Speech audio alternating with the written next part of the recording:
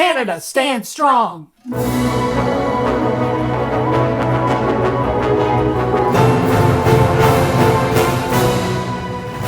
In a world where democracy teeters on the edge, where the US has been hijacked by a Russian and a South African, where 75 million Americans are fighting to take their country back from a wannabe dictator, one nation to the north refuses to bow. A country that has outwitted, outlasted, and outplayed superpowers before, Canada. And leading the charge? Two travelers who refuse to stay silent. Congratulations, America, you've just been hit with a massive Trump tax. Because that's what tariffs are, a tax on you. Not China, not Mexico, not Canada, you. And guess who's going to feel it the most? Red states. Fun fact, Trump voters love talking about buying American, but do you know what they actually buy? Cheap, imported goods from China, Canada, and Mexico. Tariffs mean higher prices on food, cars, electronics, and oil. That Ford truck? More expensive. That burger? More expensive. Gas? Hope you like walking while Elon Musk laughs in his spaceship to Mars. And let's talk about why Trump says he even went after Canada in the first place. According to him, we're flooding the US with fentanyl and illegal immigrants. Less than 1%.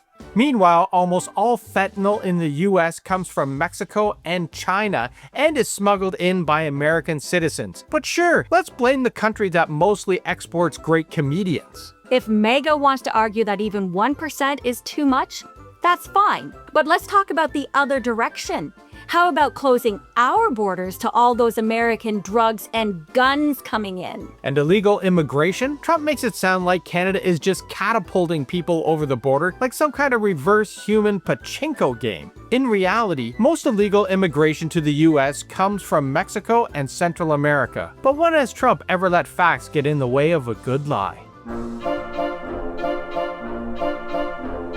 So, how did Canada respond? Unfortunately, even though Trump is a certified idiot, he still runs the most powerful country in the world, which means leaders have to pretend to take him seriously. We threw $1.3 billion at our border and even created a border czar. Because if there's one thing we know, Trump loves Russian terminology. And here's the real problem. You can't negotiate with Trump. It's impossible. He goes back on everything he ever says. He was the one who negotiated the last trade deal, and now he's tearing it up like a toddler flipping the board in a family game night meltdown. So what can Canada do? Why should we trust him? He's not a deal maker, he's a habitual liar who screws everyone who trusts him. And that's why Zelensky couldn't take him at his word either. Because how do you negotiate with crazy? This is the reality we're living in. Trump and Putin aren't leaders, they're grifters playing the same game. You can't reason with them, you can't negotiate with them, and if you trust them, well, you lose. Trump, he plays favorites with dictators, not democracies.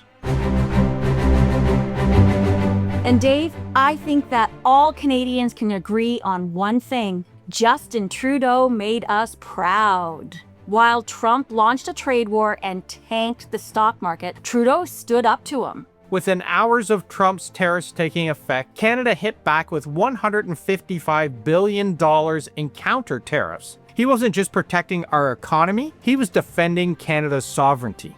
And what did Pierre Poilievre do? He should take a page out of Doug Ford's speechwriting handbook. That's how you win over those who didn't vote for you. Ford and Trudeau showed true leadership without being partisan. Ford went to US news stations threatening to turn off the power and tell them we're cutting alcohol and booze out of our stores. And Trudeau, he spoke directly to Trump, telling the world the United States has launched a trade war against Canada, their closest partner and ally, their closest friend. At the same time, they're talking about working positively with Russia, appeasing Vladimir Putin, a lying, murderous dictator. Make that make sense. I loved it when he spoke directly to the camera and said, "Donald." I bet Donald spit out his Kentucky Fried Chicken when Trudeau quoted the Wall Street Journal, who called his foreign policy a dumb thing to do. Canada isn't backing down. Not one premier has said, oh no, we better cave to Trump's economic tantrum. Instead, we're doubling down. I was quite impressed with Doug Ford.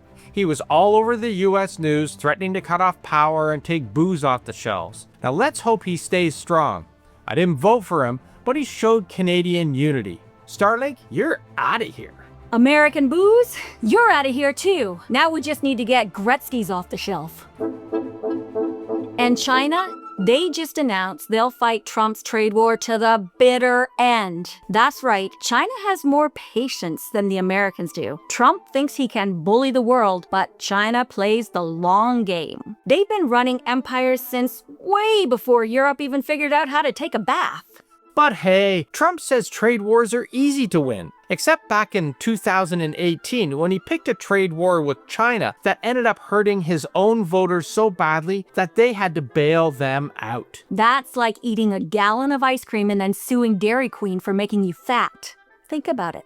Meanwhile, Canada actually takes care of its people. We have employment insurance, healthcare that's not tied to your job and won't bankrupt you, student grants, debt relief, and cost of living support. But a lot of Americans who are fed a steady diet of Fox News and Joe Rogan think this trade war is good for them. Spoiler alert, it's not. He had no healthcare, no job security, no support programs, and now no affordable goods, no supply chain, and truthfully, no future. I hope it was worth electing a guy who literally doesn't understand how money works. In Canada, buckle up. We're about to outwit, outlast, and outplay the US once again. Because unlike the USA, we actually have stable geniuses running our democracy.